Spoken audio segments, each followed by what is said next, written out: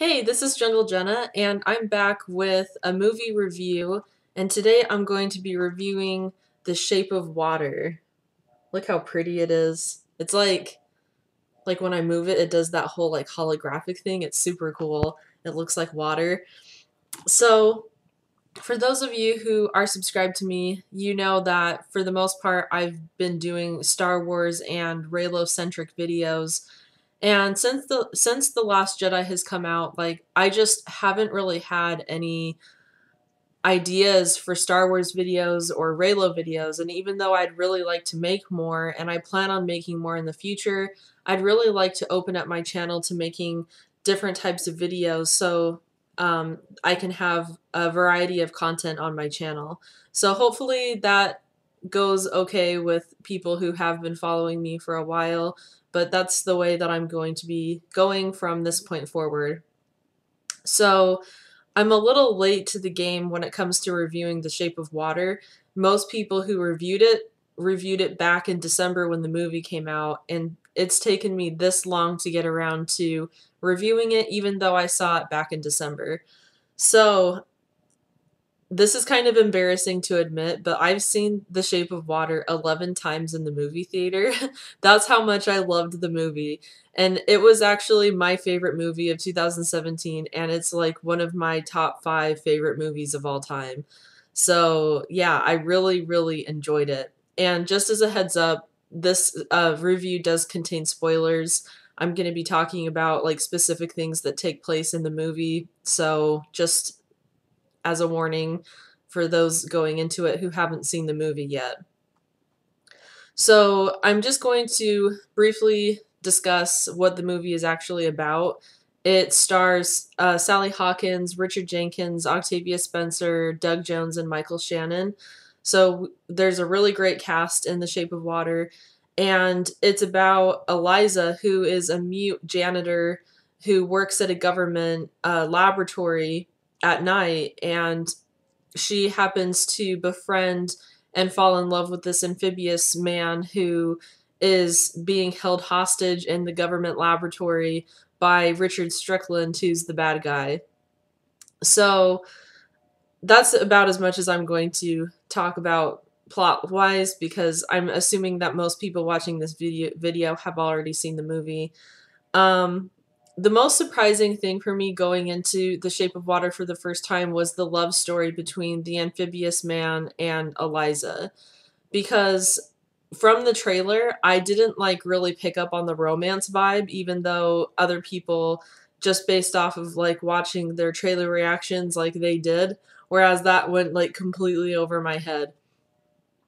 So, um, so yeah, the romance was definitely surprising, and I actually found out about it before I went into the movie. I'm really sensitive to violence and gore, so I was trying to prepare myself for like what types of violence would be in the movie, and I happened to read that there's a sex scene between Eliza and the amphibian man, and I was like completely shocked. My eyes about popped out of my head. And um yeah.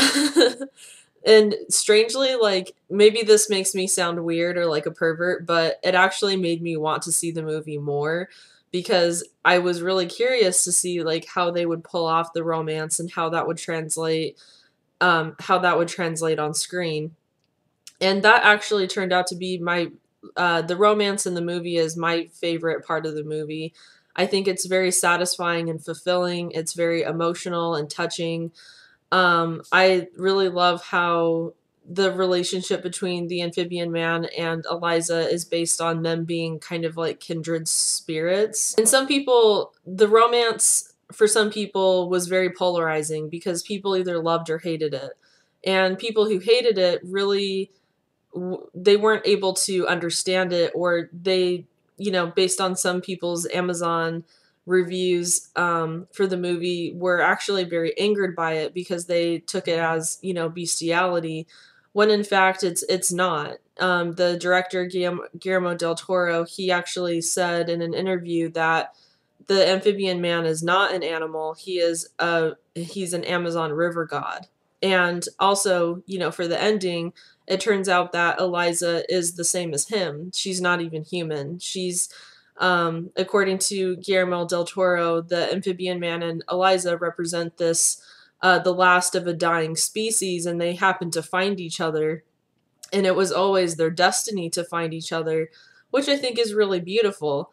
So, and you can feel that just in, even though neither character has any dialogue and they communicate mainly through sign language and also through their body language, um, they convey this feeling that they are kindred spirits and that they are kind of slowly falling in love with each other. My favorite part of the movie has to be when Eliza fills the bathroom full of water, and she and the amphibian man are just kind of like swimming and floating around in the room together, and it's like this very romantic and fantastical scene.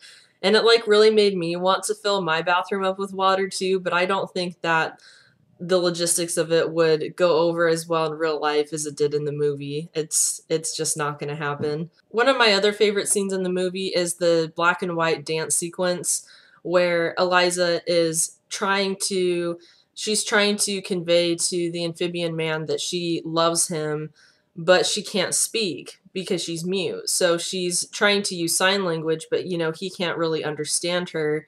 And so she goes off into her own fantasy world where she's imagining herself with the amphibian man, and they're dancing in like uh, this very elaborate dream world, and that's one of my favorite scenes. But it also, like, the first time I saw it, I kind of like laughed or giggled because the way that the amphibian man is like kicking his legs out and how he's dancing, like it just is it's a really lovely scene, but it's also really bizarre and sort of captures the weirdness of the movie in a nutshell. Aside from the romance between Eliza and the amphibian man, the story is also very moving because it focuses on all of the characters in the story, aside from the bad guy, are marginalized characters who, where Eliza is disabled.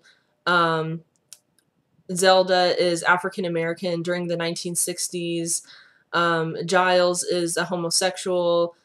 So they all are marginalized in their own way and are struggling to exist in a world that doesn't like really have room for them, or that's so preoccupied with trying to like set certain standards of how the world should be.